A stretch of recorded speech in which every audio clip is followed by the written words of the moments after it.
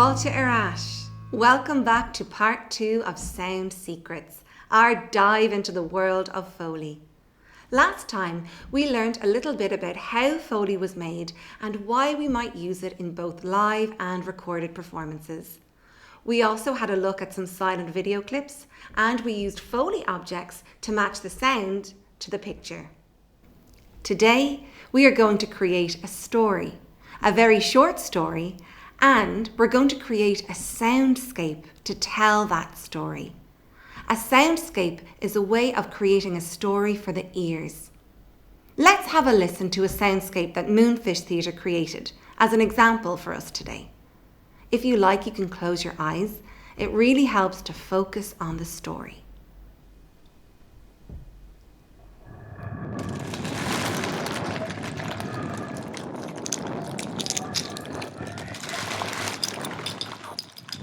This looks like a good one.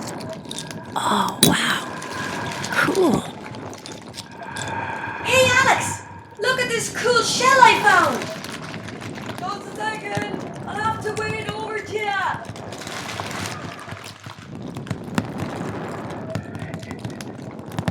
Oh, no, it's starting to rain. Alex, we have to go!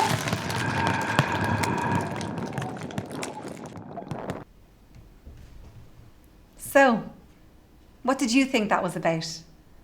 I'm going to ask you some questions now about the soundscape. You might find it helpful to write your answers down. Where did you think the characters were?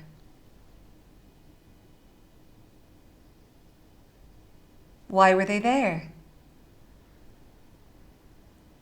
What was the atmosphere like? Was it tense, peaceful, joyful, fun? What was the weather like? That soundscape was very short, and yet most of us have an idea of who the characters were and why they were there. Foley allows us to tell stories orally, with our sense of hearing. What's exciting about this is that we can create real and imagined worlds and see them with our imagination. We don't need to build a set or wear costumes. We can do it all with sounds. Now it's time to think about your own story in your groups. Try and answer these questions. Where will it be? Think about a location. Will this story happen in a field, a garden, a cave? Characters. Who are they and what is their relationship? Are they friends, classmates, brother and sister? Why are they there? Is something exciting going to happen? Maybe they're going to go on a journey together? Your facilitator or teacher will now pass out some Foley objects. When you get them, see what sounds they make. This will help you to decide what happens in your soundscape and where your story takes place. Avuntor, you can pause me while you pass out the Foley objects.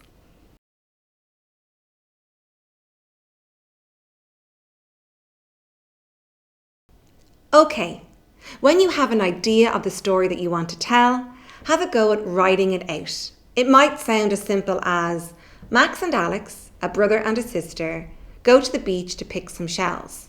It starts to rain and they have to leave. So, have a go at writing out your own story in 1 or 2 sentences. Avuntor, you can pause me now while you work on this.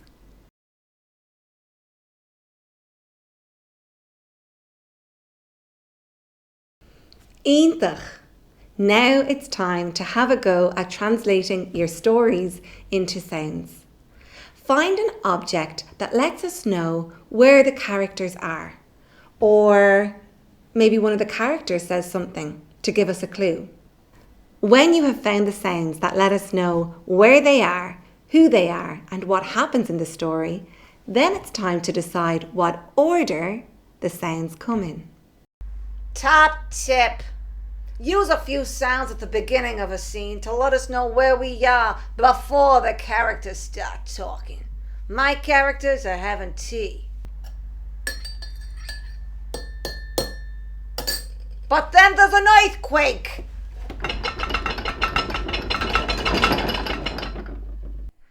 I'm going to show you now how we created some of the sound effects from the clip you heard earlier. In this clip, we started with the wind. To create the wind, we used two sound effects. The first was to blow lightly across the microphone, like this.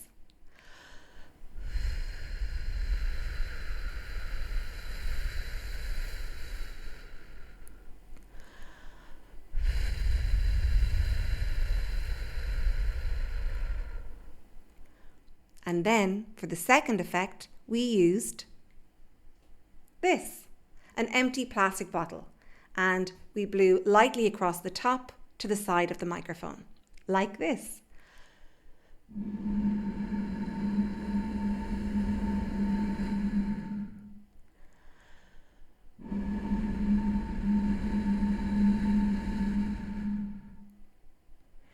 If you had a flute or a wind instrument, you could also use that, or maybe a tube of cardboard. That could also work.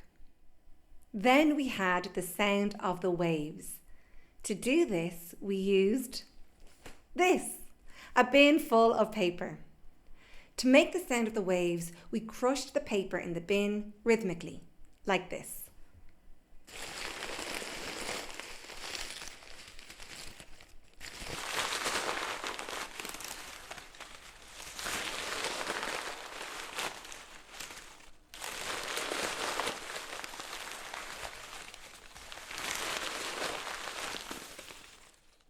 Then we had Max's inner voice, what he's thinking in his mind.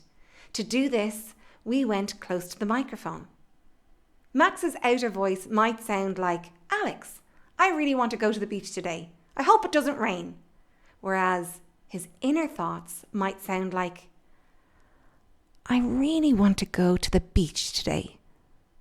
I hope it doesn't rain. Can you hear the difference? Then we had Max shouting to Alex. To do this, we again changed our distance to the microphone, but instead of going closer, this time we went further away. Alex, time to go home! Then we had the sound of rain. So we took a piece of cardboard and we tapped our fingers lightly on it to create the sound of raindrops.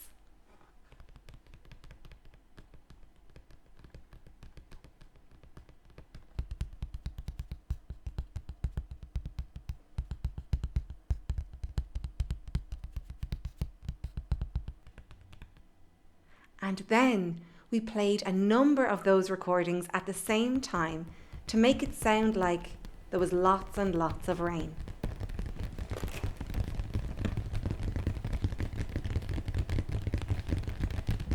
Have a go at writing out your story in a sequence of sounds. You can think of it like a piece of music where every note has to be played in a particular sequence and at the right time to create the story.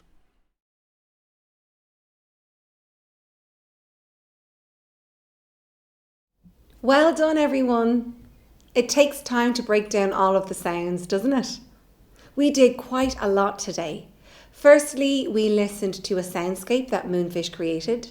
We learned the building blocks of writing a soundscape. And then you all created your own original story and soundscapes using your given Foley objects. Ma Shiv. Gdíon Céad Ella. Slán.